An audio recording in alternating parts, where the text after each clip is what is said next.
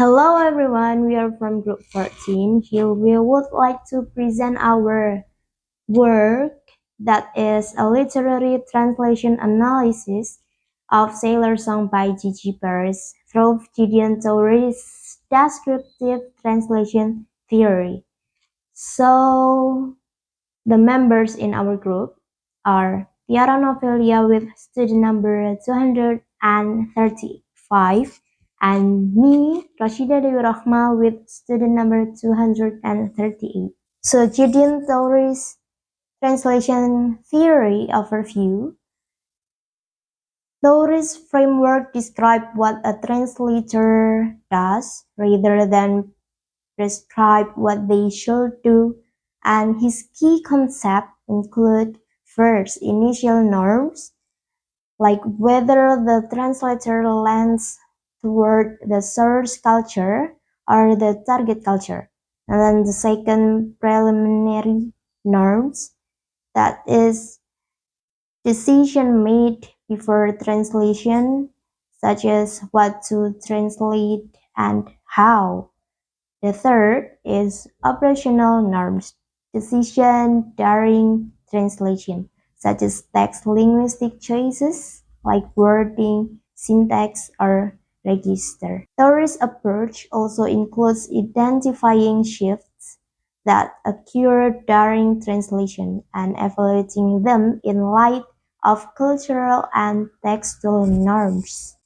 So Toury have four concepts that is so Toury have four concepts of his theory. Those are adequacy and then acceptability. The third is norm-governed behavior, and then the last initial norms.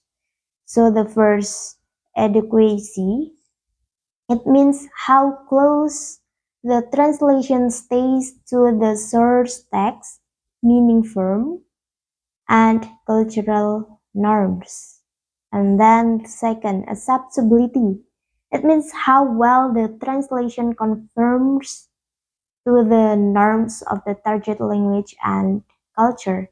And then norms govern behavior. It means translators follows either source-oriented or target-oriented norms depending on their goal and context. And then the last, initial norms. The translator's overall orientation more toward adequacy or acceptability. And about the song, Sailor Song, the song with title Sailor Song, and then it's by the artist Gigi Perez, and then the tone and themes are sensuality, vulnerability, longing, casual slang, and poetic imagery. And then the translation type is literary or artistic. Now, analytical framework. Our research question is, how does the Indonesian translation of Sailor Song reflect the translator's orientation toward adequacy or acceptability? And then we use the method is compare source and target lyric, identify translation shifts and choices, evaluate using Toury's adequacy or acceptability spectrum. Alright, so let's move to the example. First, we have the verse 1. Here we can see the lyric, and then next it is the translate of the lyric that translator have translated. So for the first verse here, the translator starts with kulihat dia dengan cara paling indah. To translate, I saw her in the rightest way.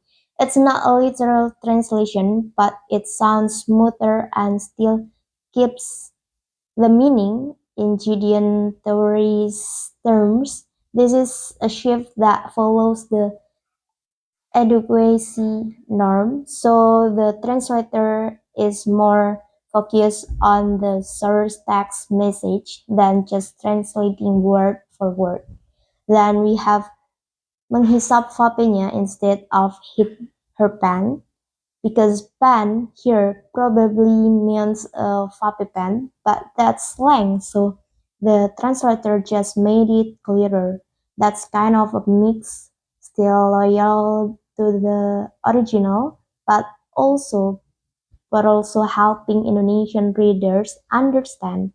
So it's a small shift toward acceptability, but still mostly source oriented. And the part begging, "Baby would you please" becomes memohon, "Sayang, maukah kau melakukan semua itu?"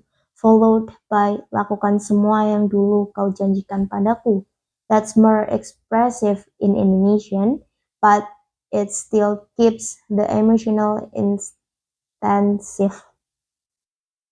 So again, the translator stick with adequacy but adjust the structure to sound natural in Indonesian. And here we have the first two, like before, we have the lyric here, and then next is the translate.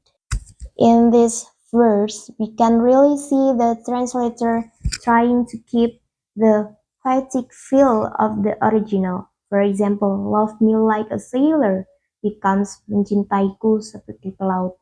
It's literally the same, and they don't try to change the metaphor or something more Indonesian. That shows they are following source norms, which Toury would say it adequacy. adequacy. Same thing with "You are my savior." The translator used "Kau adalah penyelamatku," which again is really direct. Even though the religious tone might feel a bit heavy in Indonesian, it's kept to stay true to the original. There's also repetition in the line "I sleep so I can see you, but I hate to wait so long." The translation repeats it too, but in a slightly more compact way, even though it's and bit, shortened a bit, it still keeps the meaning and rhythm. So we'd say the translator is still leaning toward adequacy, but adjusting slightly for fluency. And the last is verse 3. Here we have the lyric and then the translate of that lyric. Now in the third verse, the translator continues using mostly adequacy focused strategies.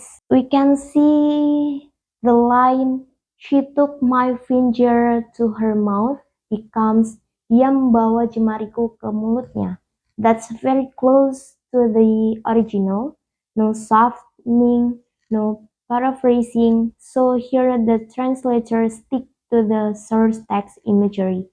Then "work out, work out." It's translated as "pernah berhasil." This keeps the repetition from the song, which is really important for the rhythm and tone.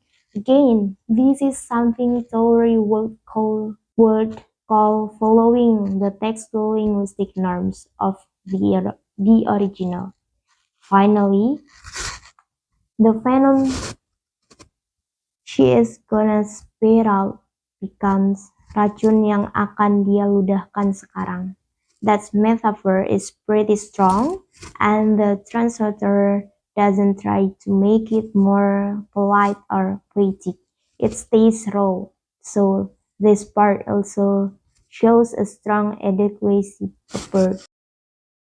Alright, from this explanation, we can take conclusion. We can see that the translation reflect a norm governed choice toward adequacy, and then the translator aims to preserve emotional tone, rhythm, and poetic imagery. Then Toury's framework helps explain the translation strategy and its outcomes. Overall, translator lends more toward adequacy, prioritizing source text, style, and meaning over complete naturalness and target language. And this is our credit scene. So from our group. All right, that's all from us. We hope that you will get some knowledge from our work. And thank you for watching. See you next time. Bye.